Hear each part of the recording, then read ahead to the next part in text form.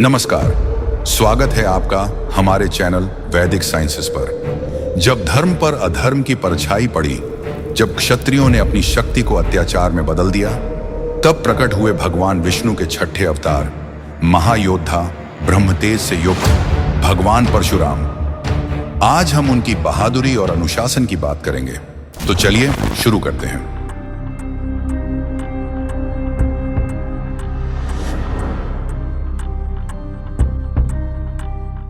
भगवान परशुराम का जन्म जनपाव कुटी, जो जनपाव पहाड़ पर स्थित है, वहां पर हुआ था। आज के टाइम की बात करें तो ये जगह मध्य प्रदेश के इंदौर में स्थित है और वहां पर भगवान परशुराम का भव्य मंदिर भी बना हुआ है। परशुराम जी ऋषि जमदग्नि और माता रेणुका के पुत्र थे, जो ब्रह्म तेज और क्षात्र बल दोनों से युक्त थे।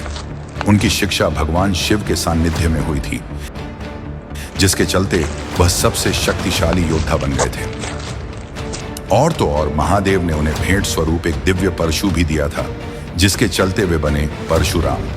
पर उनकी अधर्म के विरुद्ध एक ऐसी प्रतिज्ञा जिसने ये पूरे संसार को हिलाकर रख दिया था। जी हाँ, परशुराम जी के पिता जमदग्नि के पास एक दिव्य गाय थी, जिसका नाम था कामधेनु। और उस वक्त के राजा कार्तवीर्य अर्जुन को यह बात पता चली, तो उसने सोचा कि ये दिव्य कामधेनु गाय तो मेरे ही पास होनी चाहिए। कार्तवीर्य अर्जुन ने अपने सिपाहियों को जमदग्नि के आश्रम भेजा और उनसे कामधेनु गाय को लाने का आदेश दिया। पर जमदग्नि ने कामधेनु को देने से इनकार कर दिया। ये बात सुनकर कार्तवीर्य अर्जुन क्रोध में और अपनी शक्ति के मद में चूर होकर उसने जमदग्नि के आश्रम पर हमला कर दिया। उसने जमदग्नि के आश्रम में आग लगा दी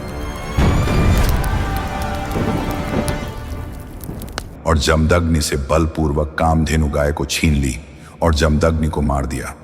मैं हूँ सहस्त्रबाहु अर्जुन, इस पृथ्वी पर मेरा ही शासन चलेगा। धर्म की रक्षा करने वाले राजा ही जब अधर्मी बन जाए तो विनाश निश्चित है।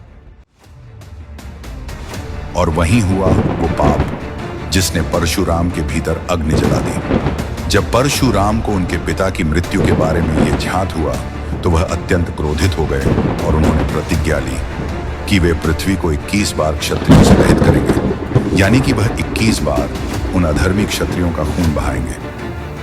यह सुनकर कार्तवीर्य अर्जुन कांप उठा और वो डर गया। कार्तवीर्य अर्जुन की सेना हजारों में थी, पर परशुराम अकेले थे।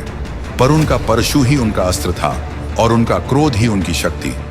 काफी समय तक युद्ध चला, पर अंत में जिसने ब्राह्मणों पर हाथ उठाया, अब उस पर मेरा परशु उठेगा। कार्तवीर्य अर्जुन का अंत कर परशुराम ने अपनी प्रतिज्ञा पूरी की। पृथ्वी को 21 बार क्षत्रियों से मुक्त किया और फिर वन में तप करने चले गए, जहां वे चिरंजीवी बने रहे। आज भी जब अन्याय बढ़ता है, जब सत्य दबने लगता है, तो परशुराम का परशु हमें याद दिलाता है कि धर्म की रक्षा के लिए क्रोध भी आवश्यक है। जब सहनशीलता को कमजोरी समझा जाए, तो धर्म की रक्षा के लिए परशु उठाना ही धर्म है। परशुराम सोए नहीं हैं, वे प्रतीक्षा कर रहे हैं एक बार फिर न्याय के लिए जागने की और एक आखिरी महायुद्ध की।